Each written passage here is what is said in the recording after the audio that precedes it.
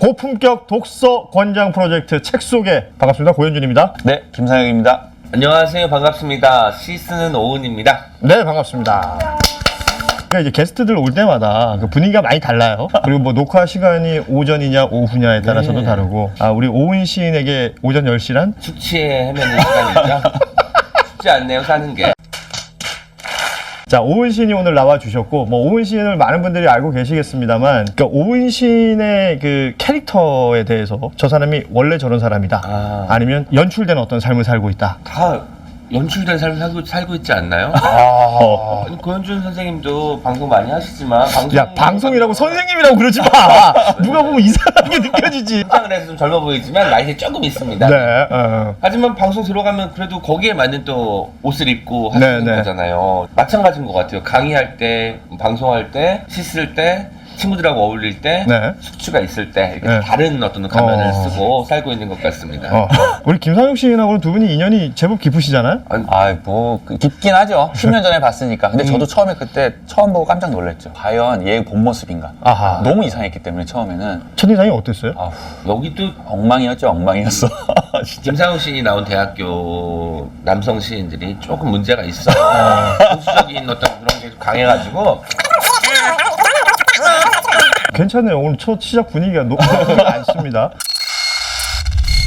자, 오늘 오은 시인과 함께 책 소개, 역시 책 한 권을 들고 오셨습니다. 지금까지 출연해 주신 분들은 모두 본인이 감명 깊게 읽은 책들을 들고 오셨는데 오늘 오은 시인은 본인이 직접 쓰신 책을 동시에 본인이 썼지만 감명 깊게 읽은 책이니까 크게 문제가 되지는 않을 것 같습니다. 자, 오늘 책 소개 함께 할 책 마음의 일이라는 저희 그 책 소개 프로젝트에서는 처음으로 시집을 소개를 해드립니다. 이 책 본인이 직접 소개를 좀 해주시죠. 청소년 시를 써달라고 성탄을 받았습니다. 청소년 시집. 청소년 시집이 뭘까요? 김상혁 씨. 저 그거 물어보려고 지금 준비하고 있었어요. 둘이 또 만담한다. 아니, 나는 청소년 시집을 따로 낸다는 거가 너무 궁금했어요. 어떻게 이걸 따로 낼 수가 있습니까? 청소년이 따로 읽어야 될 시가 있나요? 그게 문제란다. 청소년 시기에 학교에서 우리 시 배우잖아요. 그리고 막 외형률, 내재율 배우고 밑줄 친 깃발의 의미는 자유고 그날이 오면의 그날은 그날이고 그날이 여러 가지 해석도 있고 여기서 말하는 님은 뭐 세 가지 정도로 해석이 되고 뭐 이렇게 절대자.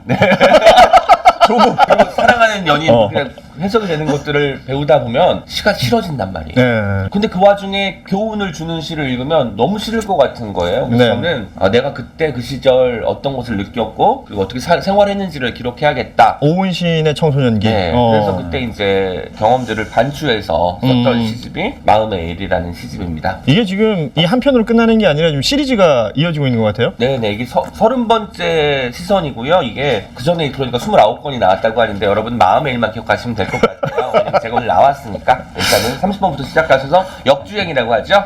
거꾸로 가셔도 괜찮을 것 같다는 생각이 드네요. 김상혁 씨는 이 시집을 보셨겠죠? 네, 물론 읽었습니다.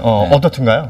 정말 좋더라고요. 사실 그 얘기 들었잖아요. 이게 본업인 것 같다. 오은 하면은 뭐 이거 약간 뭐 진지하게 말하면 자기는 싫어하지만 문단에서 어느 정도 독보적인 위치를 점하고 있거든요. 그냥 오은 하면 말놀이 이렇게 또 연관시켜 버리니까 다른 장점이 좀 안 드러나거든요. 그런데 이제 여기서는 오은의 다른 장점들, 뭐 말랑말랑한 감수성도 그렇고, 그리고 약간 교훈을 안 주려고 했다고 하지만 사실 교훈이 들어가 있습니다. 그 봤던 것 중에 가장 인상적이었던 교훈 하나 알려드리죠. 이게 일단 제목부터 많이 들어도 좋은 말, 많이 들어도 좋은 말이라는 시인데 이 마지막 그 연을 한번 제가 읽어보겠습니다. 목말랐던 어떤 말을 들으면 마음의 우물이 저절로 깊어진다. 교훈 아닙니까? 아니 그리고 너무 읽을 때 그렇게 읽으면 안 돼요. 신데 이게 국어책이 아니잖아요 지금. 그럼 어떻게 읽어? 잘 읽으셨는데? 자, 낭송.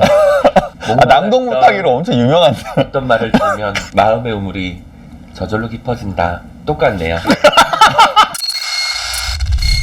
이게 사실은 청소년 시라는 것 자체가 그 뉘앙스 자체가 교육용 시로 우리에겐 받아들여질 수가 있는 부분이 있는데 뭐 그러기 위해서 쓴 건 아닐 거 아니에요? 아니죠. 저는 제가 교과서에도 시가 몇 편 실려 있는데 그게 정말 싫었어요. 왜냐면 하나의 어떤 프레임으로만 해석이 되잖아요. 교과서에 실리는 순간 답이 생기는 거니까. 맞아요. 그래서 저는 교과서에 실리고 난 다음에 그 해설집 같은 것을 보고 제시의 주제를 알았어요.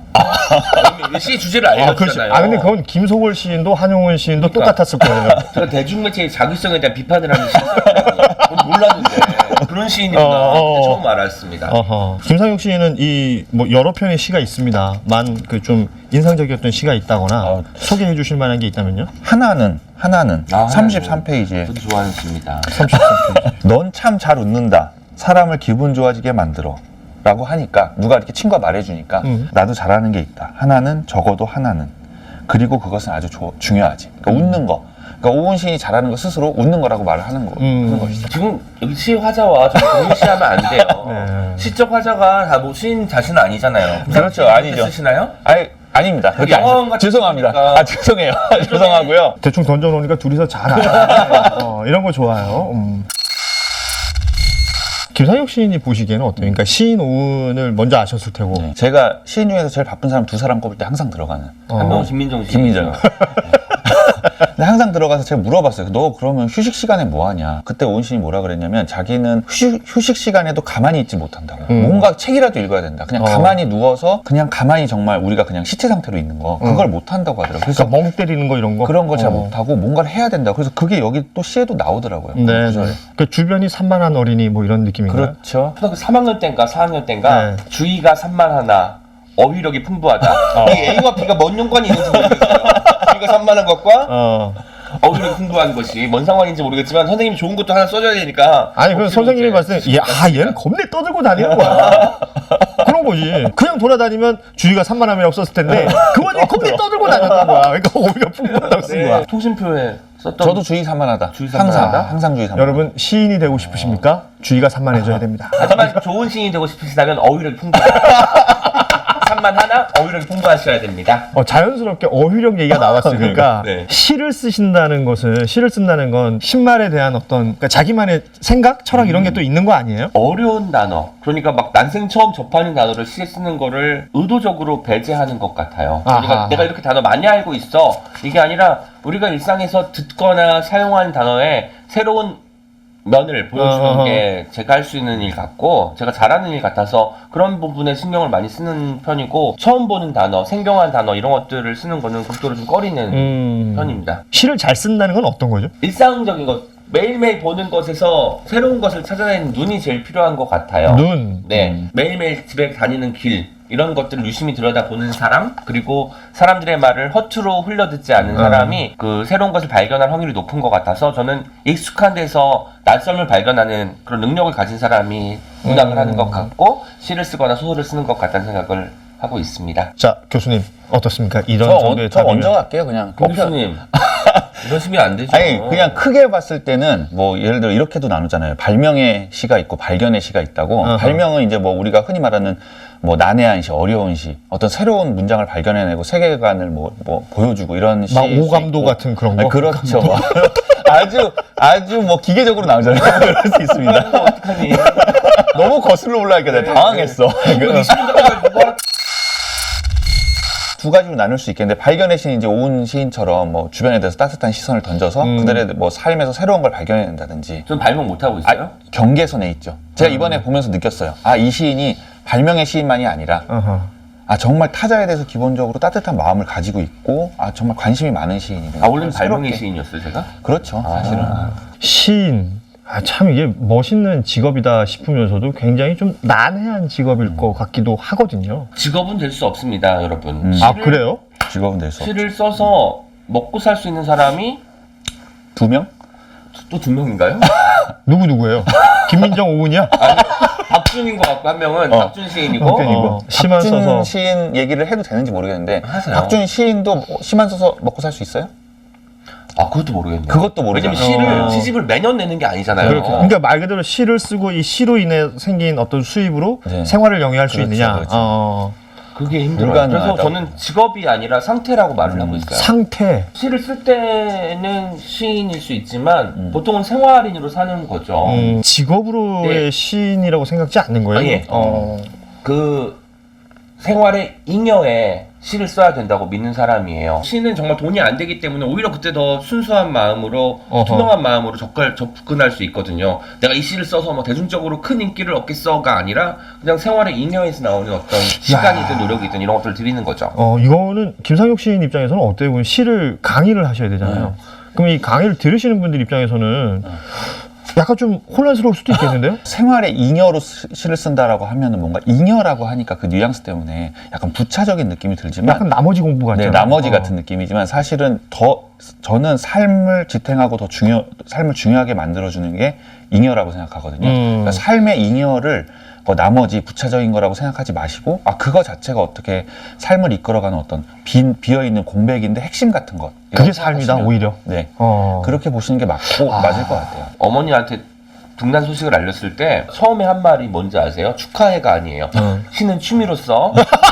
왜냐면은 어머니가 어릴 때 남성 시인과 어떤 여성이 결혼을 해서 신혼부부가 살았는데 남성 시인 그분은 집 밖으로 나오질 않는데요. 아내가 삭바느질하고 우리 집이네요. 약간 밖에 나가서 뭘 한 다음에 이 남편을 먹여 살린 거예요. 그러니까 엄마가 어릴 때 보기에도 얼마나 무능력해 보였겠어요, 그게. 그게 쌓이고 쌓이니까 등단했다고 하니까 취미로 써야 돼. 직업은 무조건 있어야 된다고 이렇게 말씀을 하셨고 실제로 그 말이 좀 영향을 많이 준 것 같아요. 그래서 시인하면 우리가 떠올리는 거 있잖아요. 무능력하고 방 안에서 술 마시고 반거충이처럼 있고 한강 고수부지 가서 꼭 소주를 나발로 먹어요. 그런 것들이 그리고 마지막에 각혈하잖아요. 폐병 이슈가 또 있죠. 그것도 너무 또 옛날인데. 오은 시인님, 시를 쓸 때 아이템은 어디서 얻는지 매우 궁금하죠. 그러니까 지금 이 학우분들이 질문도 올려주십니다. 소재라고 받아들일게요. 시의 소재는 어디서 찾느냐? 저는 간판에서 많이 받아요. 우리 길 가다 보이는 간판들?